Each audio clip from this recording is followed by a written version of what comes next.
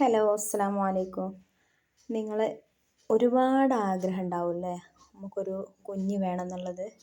അപ്പോൾ കുഞ്ഞുങ്ങളില്ലാത്തവർക്ക് അതിൻ്റെ വിഷമം അറിയുള്ളൂ. അപ്പോൾ ഞാനൊക്കെ അതൊരു 8 വർഷത്തോളം അനുഭവിച്ചതാണ്. ഡോക്ടേഴ്സിൻ്റെ അടുത്ത് പോയിട്ടാണെങ്കിലും എൻ്റെ അടുത്ത് പറഞ്ഞിരുന്ന കാര്യം എന്ന് പറഞ്ഞാൽ ഹസ്ബൻഡിന് ബീജം അണുക്കൾ വരുന്നതൊക്കെ ചത്തതാണ്, അങ്ങനെയൊക്കെയാണ് പറഞ്ഞിരുന്നത്.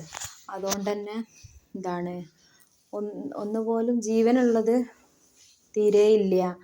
അപ്പോൾ അങ്ങനത്തെ ഒക്കെ ഒരു സിറ്റുവേഷനിൽ നമ്മൾ ഒരുപാട് വിഷമിച്ചു. ഒരു വഴിക്കും ഇനി IVF അല്ലാതെ വേറൊരു നിവൃത്തിയില്ല, അങ്ങനെയൊക്കെ പറഞ്ഞൊരു സമയം ഉണ്ടായിരുന്നു. അപ്പോൾ എനിക്ക് കൂടുതലായിട്ട് അതിനെക്കുറിച്ച് അങ്ങനെ അറിയൊന്നുമില്ലെങ്കിലും അപ്പോൾ ഞാൻ പിന്നീട് അങ്ങോട്ട് എൻ്റെ ഒരു മാത്രം ഒരു ആഗ്രഹം, ഒരു വിശ്വാസമായിരുന്നു എല്ലാം. ഇപ്പോൾ ഡോക്ടേഴ്സിനെ ഞാൻ കുറ്റപ്പെടുത്തുന്നില്ല, ഡോക്ടേഴ്സിനെ കാണേണ്ടി അടുത്ത് ഡോക്ടേഴ്സിനെ തന്നെ കാണേണ്ടി വരും. പക്ഷെ പടച്ചോന് തരാതെ ഡോക്ടേഴ്സിനാണെങ്കിലും ഒന്നും ചെയ്യാൻ കഴിയൂല. അപ്പോൾ അള്ളാഹുവിന് വിട്ടുകൊടുത്തിട്ട് ഞാൻ ചെയ്ത ഒരേ ഒരു കാര്യം എന്ന് പറഞ്ഞാൽ, അപ്പം ഞങ്ങൾ ഒരുപാട് തിങ്കളാഴ്ച രാവും വെള്ളിയാഴ്ച രാവും ഒക്കെ ഞാൻ നോമ്പ് പിടിക്കാറുണ്ടായിരുന്നേ. അതേപോലെ നിയത്ത് വെച്ചിട്ട് അതിൻ്റെ കൂട്ടത്തിൽ തന്നെ ഞങ്ങളെ വീടിൻ്റെ അടുത്തുള്ള 2 താത്തമാർ അജ്മീർ പോയിരുന്നു. ആ ഒരു ടൈമിൽ എൻ്റെ അടുത്ത് ചോദിച്ചിരുന്നു, ഈ പോരുണ്ടോ, ഈ ഞങ്ങളെ കൂടെ പോന്നാൽ എനിക്കൊരു വലിയ ഉപകാരമായിട്ട് തന്നെ എനിക്കിത് മാറും എന്നൊക്കെ അവർ പറഞ്ഞിരുന്നു. പക്ഷേ എനിക്ക് ആ ഒരു സിറ്റുവേഷനിൽ പോകാൻ കഴിയാത്തത് കൊണ്ട് തന്നെ ഞാൻ അവരുടെ അടുത്ത് പറഞ്ഞിരുന്നു, നിങ്ങളെന്തായാലും എനിക്ക് പ്രത്യേകം നിങ്ങൾ അവിടെ പറഞ്ഞിട്ട് എൻ്റെ ഒരു കാര്യങ്ങൾ ഒരിക്കലും മറക്കരുത്, പ്രത്യേകം പറഞ്ഞിട്ട് നിങ്ങൾ ഞങ്ങളെ ഈ കുട്ടികളില്ലാത്തൊരു കാര്യങ്ങൾ പറയണം എന്നൊക്കെ പറഞ്ഞ് ആ സമയത്ത് അവരവിടെ പോയി തിരിച്ച് വന്ന സമയത്ത് എൻ്റെ അടുത്ത് പറഞ്ഞ്, എന്തൊരു കാര്യത്തിൻ്റെ അവസാന ഘട്ടത്തിലുള്ള പരിഹാരമാണ് അത്ര ബദർ മൗലൂദ്. നിങ്ങൾക്ക് അറിയണവരും അറിയാത്തവരൊക്കെ ഉണ്ടാവും. അപ്പോൾ നിങ്ങൾക്ക് മൗലൂദ് കിതാബിൽ നോക്കിയാൽ അറിയാം. അപ്പോൾ 21 ബദർ മൗലൂദായപ്പോഴത്തേന് എനിക്ക് മാഷാ അല്ലാ പ്രഗ്നൻസി ഉണ്ട് എന്നുള്ള ടെസ്റ്റിലൂടെ ഞങ്ങൾ അറിഞ്ഞിട്ടോ ഉണ്ടെന്ന്.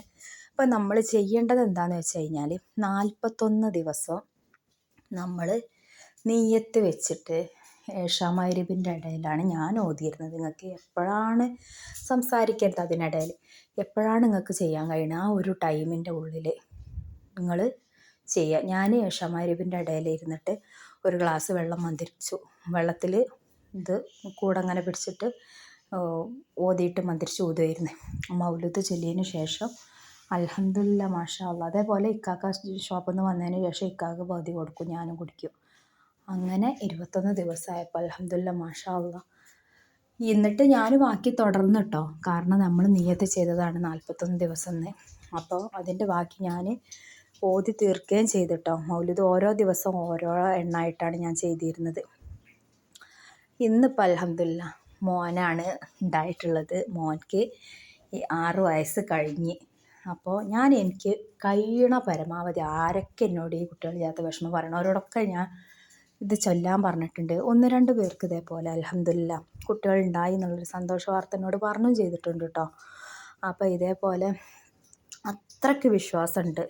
പിന്നെ എന്ത് വേണം, ഏതൊരു കാര്യത്തിനും മെയിനായിട്ട് വിശ്വാസമാണ് വേണ്ടത്. നമ്മൾ കുറേ ചെയ്തിച്ചിട്ട് നമുക്ക് ഫലം കിട്ടിയെന്ന് വരില്ല. അപ്പം നമുക്ക് പഠിച്ചോനല്ലാതെ ഇനി വേറെ ഒരാൾ നമുക്ക് ആശ്രയമില്ല. അങ്ങനെ വിചാരിച്ചിട്ട് നമ്മൾ എന്ത് ചെയ്യുക, ഈ കാര്യത്തിലോട്ട് ഇറങ്ങിയിട്ട് പഠിച്ച റബ്ബേ ഇനി എനിക്കൊരു ഹോസ്പിറ്റലോ മറ്റുള്ളവരോ വേണ്ട അല്ലാ, പഠിച്ച റബ്ബല്ലാതെ എനിക്ക് വേറെ ആരും ഇല്ല. ഞാനിത് നിയത്ത് ചെയ്ത് ഇതിൻ്റെ ഈ ഒരു സമയമാകുമ്പോഴത്തേക്ക് എനിക്ക് ഇതിനൊരു ഫലം കാണിച്ചു കൊണ്ട് പഠിച്ചോനെ നിങ്ങൾ ആത്മാർത്ഥമായിട്ട് പറഞ്ഞാൽ തീർച്ചയായിട്ടും നിങ്ങൾക്ക് അതിനുള്ളൊരു ഫലം കാണിച്ചു തരും. ഇന്നിപ്പം മോനിക്ക് 6 വയസ്സ് കഴിഞ്ഞെങ്കിലും കൂടിയിട്ട് ഇപ്പോഴും എന്നോട് ഓരോരുത്തർ ചോദിക്കട്ടാ, എന്തേ 1 മതിയാ? പക്ഷെ ആ 1 കിട്ടിയത് മാഷാ അല്ലാ അൽഹംദുലില്ലാ എങ്ങനെയെന്ന് നമുക്കും പഠിച്ചോനിക്കേ അറിയുള്ളൂ. പിന്നെ ഇത് ചൊല്ലുമ്പോൾ നിങ്ങൾ തുടർച്ചയായിട്ട് ചൊല്ലിക്കൊണ്ടിരിക്കണം കേട്ടോ. അതിൻ്റെ ഇടയിലൊരു ഗ്യാപ്പോ കാര്യങ്ങളോ അങ്ങനെയൊന്നും വരരുത്. ഉള്ള കുഞ്ഞിന് ആയുസ്സും ആരോഗ്യം തരട്ടെ എന്ന് ഞാൻ അവരോട് പറയും. അതിനു വേണ്ടി ദുആ ചെയ്യുക. അൽഹംദുലില്ലാ ഇത് നിങ്ങൾ ചെയ്തു നോക്കി തീർച്ചയായിട്ടും നിങ്ങൾക്കൊരു ഫലം കാണും കേട്ടോ.